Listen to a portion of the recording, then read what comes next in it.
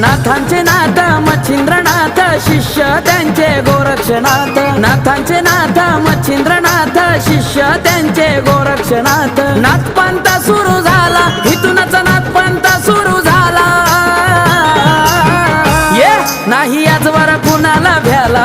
हा भगव्या बाण्यावाला नाही आजवर कुणाला भ्याला